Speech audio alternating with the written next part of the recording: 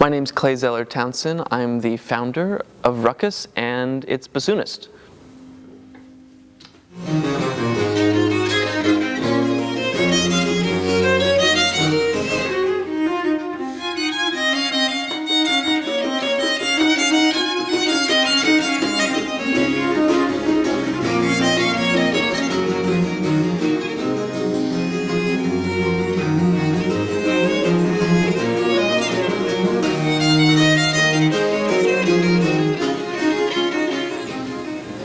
So Ruckus is a collection of musicians that I've been with since arriving in New York.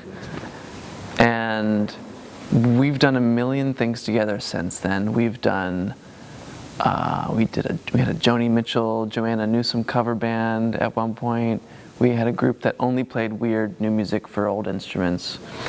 And at some point it became like, okay, let's take our expansive approach and get back to where we came from. What Ruckus is a Venn diagram of these individuals and what makes us have fun together. So what we're a continuo band, and a continuo band is a 18th century rhythm section, basically like a jazz band. A jazz band, you'd have a drummer, you'd have a pianist, guitarist, bassist, and behind a soloist like a sax or a singer, right? And in Baroque music, continuo is this constant feature that really makes it drive forward. And we take this practice and we try and make it as expansive, as much our own, as contemporary as possible, while being totally informed by what makes this music tick, because we've studied it so deeply. So for us, it's, if this music doesn't make you want to dance, how the hell is it going to make anyone else want to dance?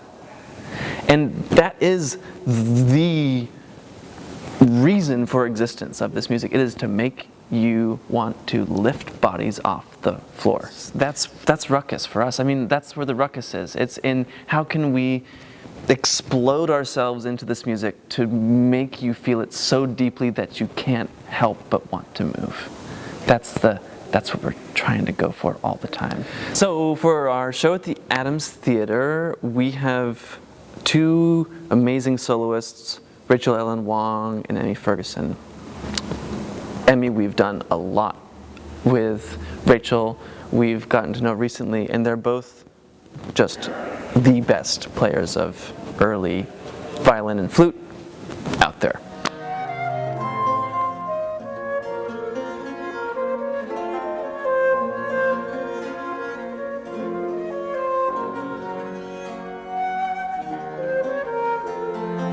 And so we're featuring them with music from the 1700s in London and in New England.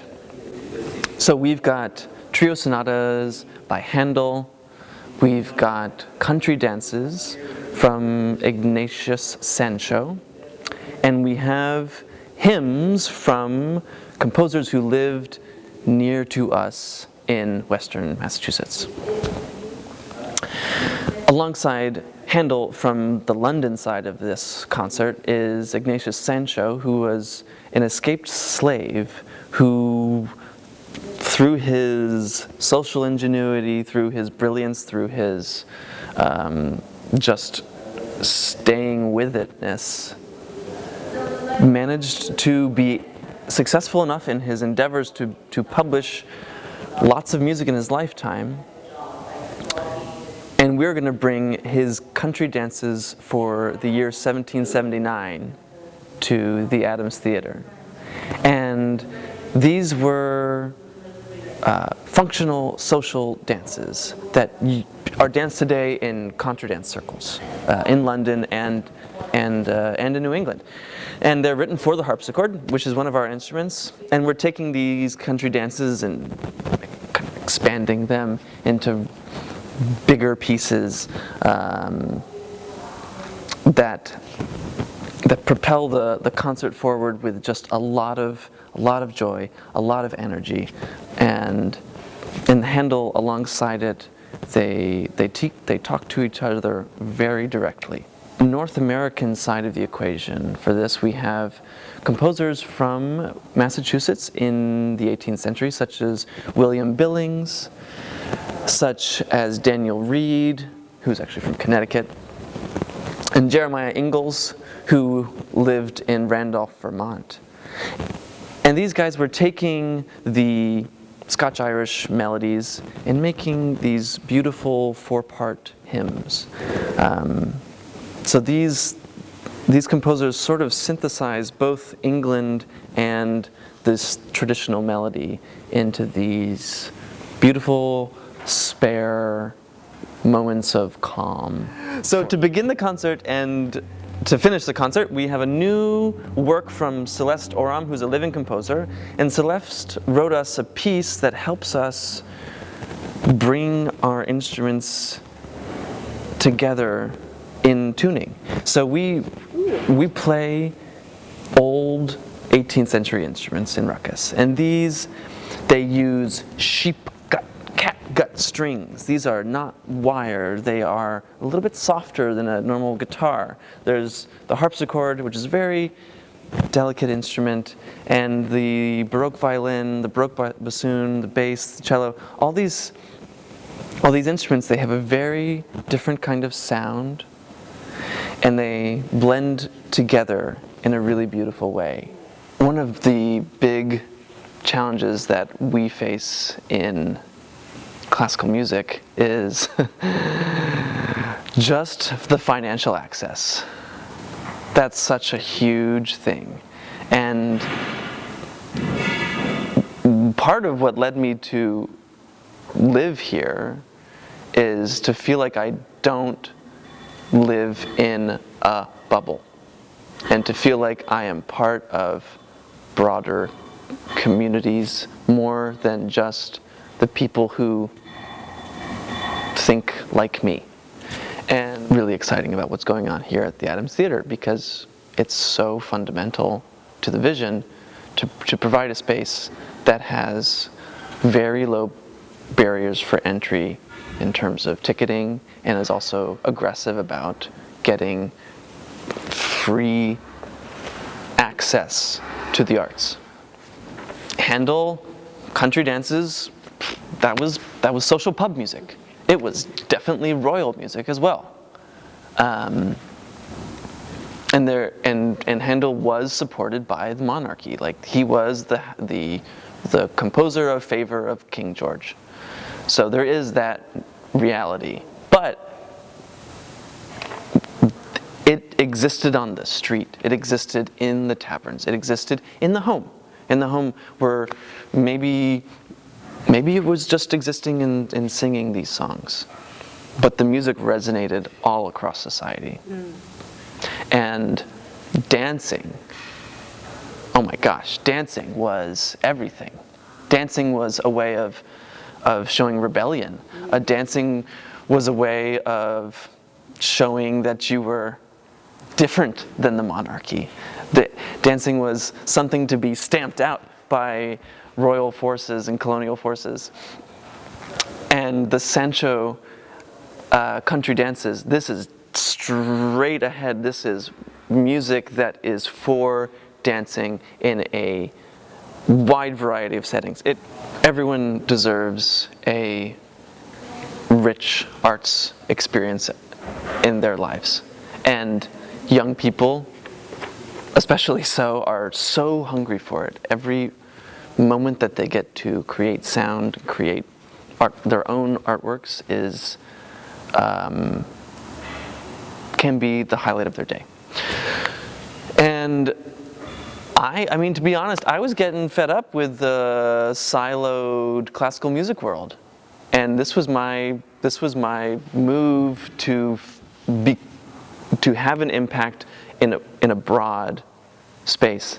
A public school is the messy, difficult vector of American life that is where you really can make a difference in everyone in your community's lives. Being a music teacher is a way for me to grow as a musician, to not just be a bassoonist, but to sort of get above that.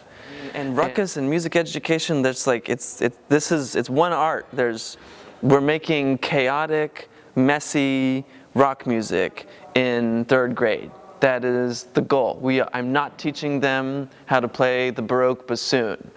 I'm not teaching them who Bach is, really, even. I mean, the goal is, can we have, as a full class,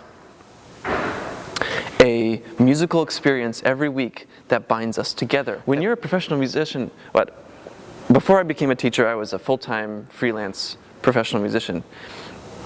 And now I spend my time administering Ruckus, preparing the programs, preparing myself for Ruckus, and teaching in these small public schools in Vermont.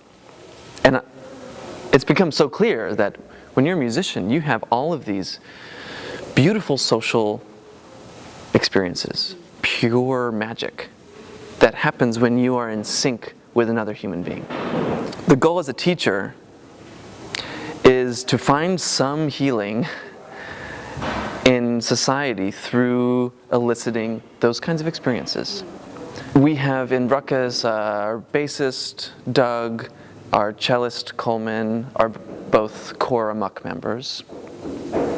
And Emmy, one of our collaborators for our show at the Adams Theater, is an Amok member.